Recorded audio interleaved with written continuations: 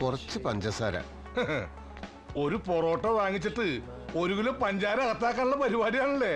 കറി വാങ്ങാത്തവർക്ക് ഇച്ചിരി പഞ്ചാര ഫ്രീ എന്നുള്ള നേരാ എന്ന് വെച്ച് ഇങ്ങനെ കുത്തിക്കയറ്റാമോ? വേണ്ട, പഞ്ചസാര വേണ്ട. ആ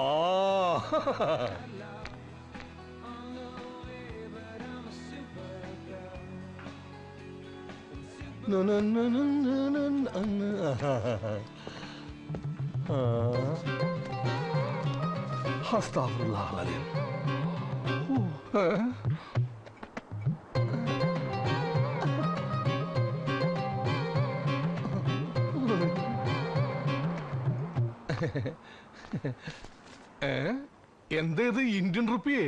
ദർഹം തീർന്നു. നിങ്ങൾ മലയാളിയല്ലേ, നാട്ടിലേക്ക് ഇന്ത്യൻ ഉറുപ്പി അയക്കാലോ. വെത്തരികിട കാണിക്കരുത്, മര്യാദക്ക് ദർഹം കൊടുക്ക്. ദർഹം ഇല്ല സുഹൃത്തെ. ഇല്ലെങ്കിൽ അത് കഴിക്കുന്നതിന് മുമ്പ് പറയണമായിരുന്നു. ഈ ഇന്ത്യൻ റുപ്പിയക്ക് വേണ്ടി ഞാൻ ദുബായിൽ ഒന്ന് കച്ചവടം നടത്തണോ? ഈ ഇന്ത്യൻ റുപ്പിയ ഉണ്ടല്ല, ഇന്ത്യയിലെ ഒറ്റ വിമാനത്താവളത്തിൽ പോലും എടുക്കൂല. അത്രക്ക് വില ഒരു സാധനം പിടിച്ചേ. എന്താ പ്രശ്നം? വയറിറച്ച് ആഹാരം കഴിച്ചിട്ട് ഇന്ത്യൻ റുപ്പിയ ഉള്ളത്ര. സാരില്ല, കാശ് ഞാൻ മാറ്റി തരാം. ഇത് ഞാൻ നോക്കിക്കോളാം. നീ പ്ലേറ്റ് ഒക്കെ പോയിട്ട് എടുത്തു വെക്കാൻ നോക്ക്. ആ ടേബിളിലെ. വലിയ ഉപകാരം. നിങ്ങൾ മലയാളി ആയത് നന്നായി. നോമ്പ് കഴിഞ്ഞപ്പം പള്ളിയിലെ ഭക്ഷണം ഇല്ലാണ്ടായല്ലേ. പള്ളിയിൽ വരുന്നത് നിസ്കരിക്കാനല്ലാന്ന് മനസ്സിലായി. നാട്ടിലെ അമ്പലത്തിലൊക്കെ പോകാറുണ്ടോ? ഞങ്ങളെ നാട്ടിൽ പള്ളി അമ്പലമൊന്നും ഇല്ലാത്തത് കൊണ്ട് ദൈവമായിട്ട് നേരിട്ട് പരിചയപ്പെടാൻ പറ്റിയിട്ടില്ല. പരിചയപ്പെടാത്ത ആൾക്കാരായിരിക്കും ചിലപ്പോ മൂപ്പർക്ക് കൂടുതൽ ഇഷ്ടം. എപ്പോഴും വിളിച്ച് ശല്യപ്പെടുത്തൂല്ലോ. മൂപ്പരുടെ ഇഷ്ടത്തെ പറ്റി ഞാനങ്ങനെ ആലോചിക്കാറില്ല.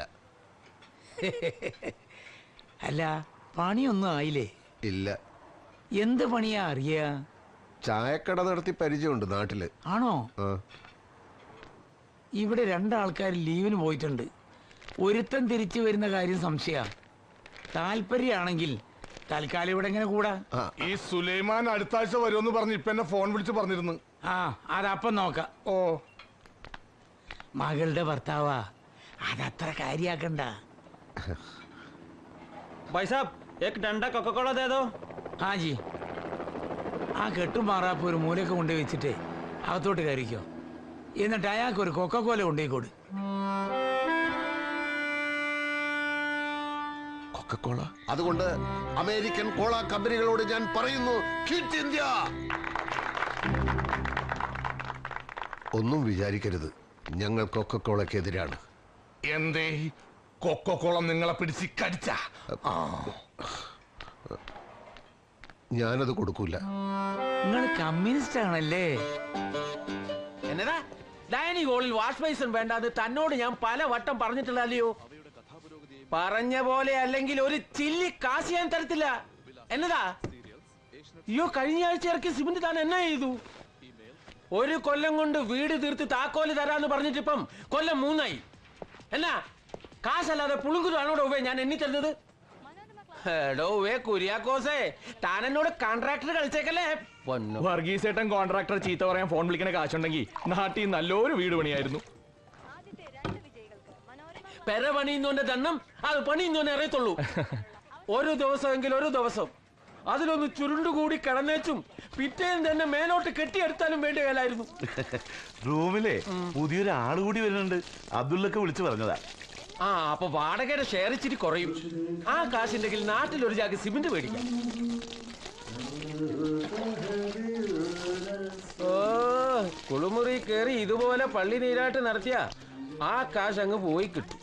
ഒരു 100 ലിറ്റർ വെള്ളം വേണം ഈ പൂവാലിന് കുളിക്കാൻ. സിബീഷേ, മതിയാക്കടാ. എന്റെ വർഗീസേ, ജലദോഷം കാരണം ഞാനിന്ന് കുളിച്ചിട്ടില്ല. അതും കൂടി ചേർത്ത് സിബീഷ് കുളിച്ചോട്ടെ. ഒന്നിച്ച് താമസിക്കുമ്പോ ഇങ്ങനെ ഇച്ചിക്കണക്ക് പറയരുത്. ഇവന്റെ കാര്യത്തില വിട്ടേള വർഗീസേ. എല്ലാരും എത്തിയോ? എത്തി.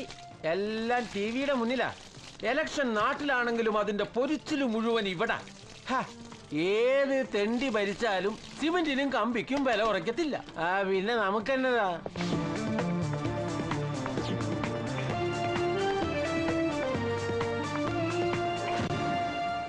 നമസ്കാരം. ഏഷ്യാനെറ്റ് തെരഞ്ഞെടുപ്പ് വാർത്തകളിലേക്ക് സ്വാഗതം. ഞാൻ സനീഷ്. പ്രധാന വാർത്തകൾ. നാളെ ബഷീറിന്റെ ബാർബർ ഷാപ്പിൽ നല്ല തിരക്കായിരിക്കും. മീശ പഠിക്കലും മൊട്ടയടിക്കലും എല്ലാം കൂടെ.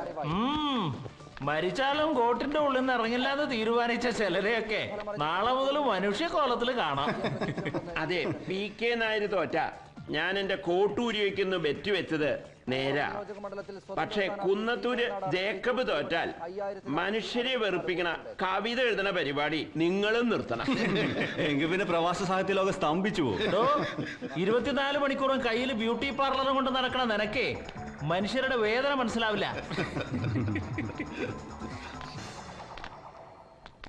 ഇതാ നമ്മുടെ പുതിയ താമസക്കാരൻ മുകുന്ദൻ.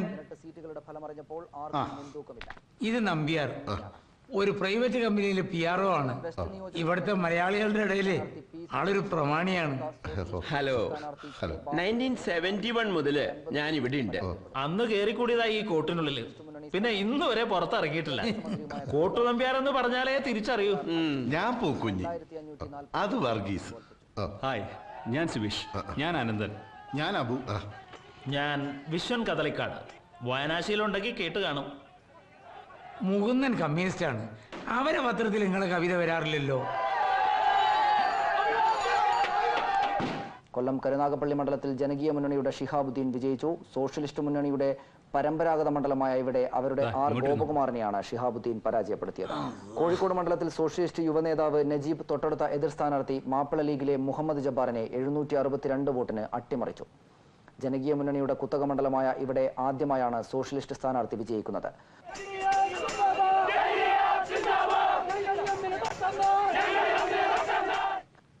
ഇപ്പോൾ കിട്ടിയത് ചെമ്മണ്ണൂർ നിയോജക മണ്ഡലത്തിൽ സോഷ്യലിസ്റ്റ് സ്ഥാനാർത്ഥിയായ PP കരുണൻ തൊട്ടടുത്ത സ്ഥാനാർത്ഥിയായ സുധാകരനെ 7304 വോട്ടിന് പരാജയപ്പെട്ടു.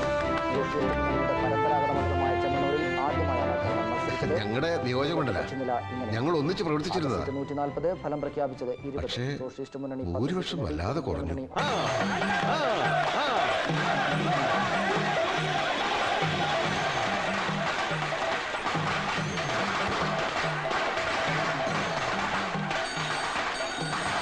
ഹലോ, അതെ, കൊടുക്കാം. ഹലോ ഹലോ,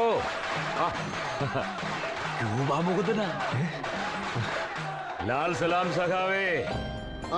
ജയിച്ച വിവരം TV കണ്ടു. ഭൂരിപക്ഷം വല്ലാതെ കുറഞ്ഞു പോയല്ലോ. പിന്നെ മണ്ഡലത്തിൽ നടപ്പാക്കേണ്ട കാര്യങ്ങളുടെ ഒരു മുൻഗണനാ ലിസ്റ്റ് ഞാൻ സെക്രട്ടറിക്ക് അയച്ചു കൊടുത്തിട്ടുണ്ട്. TV ചാനൽ, പത്രം എന്നൊക്കെ പറഞ്ഞുള്ള കറക്കം ഇനി വേണ്ട. നിയമസഭ ഇല്ലാത്തപ്പോ ചെമ്മണ്ണൂരിൽ തന്നെ ഉണ്ടാവണം. ഇവിടത്തെ കാര്യങ്ങൾ ഞാനും സഖാക്കളും കൂടി ചെയ്തോളാം. സഖാവ് അതേക്കുറിച്ച് ആലോചിച്ച് വിഷമിക്കണ്ട. പിന്നെ പോയ കാര്യം ഓർമ്മയുണ്ടല്ലോ, ആ ബാങ്കിലെ മാനേജറെ ഇടയ്ക്ക് വിളിച്ച് ശല്യപ്പെടുത്തുന്നുണ്ട്. കിട്ടിയ കാശ് തോന്നിയ പോലെ ചെലവാക്കാതെ ആ ബാങ്കിലെ കടം കുറെ കൂടി വേഗത്തിൽ അടച്ചു തീർക്കാൻ നോക്ക്. കിട്ടുന്ന കാശിന്റെ തോന്നിയ പോലെ ചെലവാക്കുന്നതിന്റെ കാര്യം ഞാനിപ്പോ പറയുന്നില്ല. എന്റെ കാർഡ് തീരാറായി. എല്ലാ സഖാക്കളോടും എന്റെ അന്വേഷണം പറയൂ. ശരി. രൂപാമുഖത്ത് നമ്മുടെ കയ്യിൽ നിന്ന് പോയെന്നാ തോന്നണേ. അവിടെ പോയപ്പോ ഒക്കെ മറന്നു. ബാങ്കിലെ കടം മറന്നു, നാട് മറന്നു, പാർട്ടീനെ സഖാക്കളെ ഒക്കെ മറന്നു. ദുബായിലിപ്പോ കാശും പൊന്നും വാരിക്കൂട്ടുന്ന തിരക്കില്ലല്ലേ.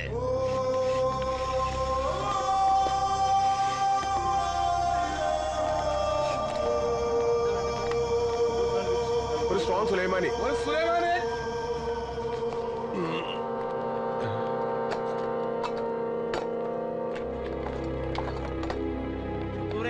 അതങ്ങോട്ട് വേഗം എടുത്തു കൊടുക്ക്. മുകുന്ദ, നീ എന്താ ഇവിടെ? അബ്ബാസോ, എനിക്കിപ്പോ ഇവിടെയാണല്ലോ പണി. ഇവിടെയോ? അപ്പൊ അന്ന് മാർക്കറ്റിൽ വെച്ച് പരിചയപ്പെടുത്തി അറബി തന്ന ജോലി നീ വിട്ടോ? ആ അറബി എനിക്ക് ജോലി തന്നില്ലല്ലോ. അയാൾ പിറ്റേന്ന് തന്നെ എങ്ങോട്ടോ പോവാണ്, 5-6 മാസം കഴിഞ്ഞേ വരൂ എന്നാണല്ലോ അന്ന് എന്റെ കൂടെ ഉണ്ടായിരുന്ന ജെയിംസിനോട് പറഞ്ഞത്. ജെയിംസ് അല്ല അയാളോട് സംസാരിച്ചത്. എനിക്ക് അറബി അറിയില്ലല്ലോ. നിന്റെ ആൾക്ക് ജോലി കൊടുത്തുന്നാണല്ലോ പിന്നീട് കണ്ടപ്പോ അറബി എന്നോട് പറഞ്ഞത്.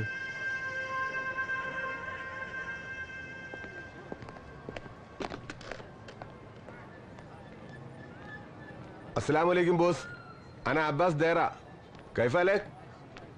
इंत आते शुगिल अदात यौम शादिक माली हूँ मौजूद मिनाक?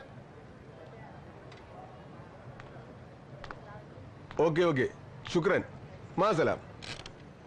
എന്താ സംഭവം? ആ ജോലി ആണുങ്ങൾ കൊണ്ടുപോയി. അന്ന് നിന്റെ കൂടെ ഒരു ഇത്തിക്കണ്ണി, അവനിപ്പോ ആ കമ്പനിയിലെ പെർമനന്റ് സ്റ്റാഫാ. ആര്, ജെയിംസോ? ചെമ്മന്നൂർ വെച്ച് അഭിപ്രായ വ്യത്യാസങ്ങൾ ഉണ്ടായിട്ടുണ്ടെങ്കിലും ക്യൂബ മുകുന്ദനെ ഓർക്കുമ്പോ മനസ്സിൽ എപ്പോഴും ഒരു അഭിമാനമായിരുന്നു. നാട് കാക്കാൻ വേണ്ടി കാട്ടിയ വീറും വാശിയും തൻ്റെയൊക്കെ സ്വന്തം ജീവിതത്തിൽ കുറച്ചെങ്കിലും കാട്ടായിരുന്നില്ല നിനക്ക്? എന്താ നിനക്ക് പറ്റിയത്?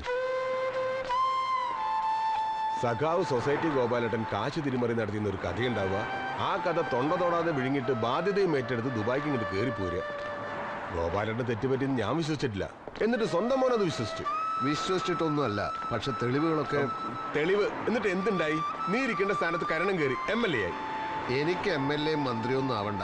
ഞാനും അച്ഛനും ഒന്നും പാർട്ടി പ്രവർത്തിച്ചത് സ്ഥാനമാനങ്ങൾക്ക് വേണ്ടിയല്ലല്ലോ.